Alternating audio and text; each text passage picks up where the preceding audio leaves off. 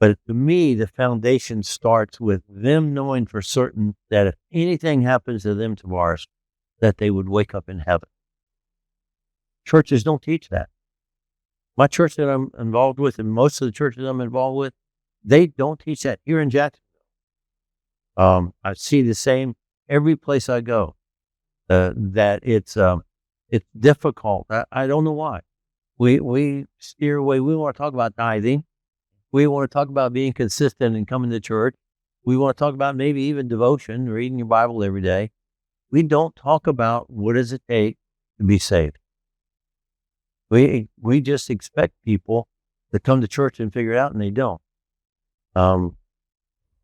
If you're out witnessing, and I'm sure you run into people at the restaurant or wherever you go, wherever, what do we do?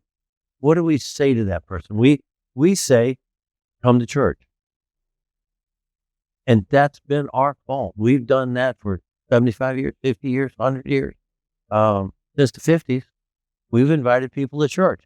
We shouldn't be inviting people to church. We should be inviting people to Jesus. What is the difference between inviting an individual to a church or inviting an individual to Jesus? Because we have been taught that they're one and the same. What is the difference? Okay. If I invite them to the church, I'm inviting them to a man-made religious function in most cases. They will, the person I invite will come to church.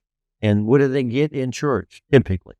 They only get the continued discipleship, but it's not really been based upon a relationship, personal, intimate, personal relationship with Jesus Christ. It's more like a fellowship, social club, some people say, versus really that relationship with Jesus. What church did the disciples go to? Mm-hmm. Now, they went to the synagogue, I know that, reluctantly, but they didn't go to church, if you will. The churches that they went to, if you want to say it this way, they went to home churches. You'll see that all in the Bible, going to a home church and teaching, go to different cities and find the honorable man and go to his home and teach out of his home. That's the kind of church that we have laid out for us in the New Testament. We don't see anything like what we have today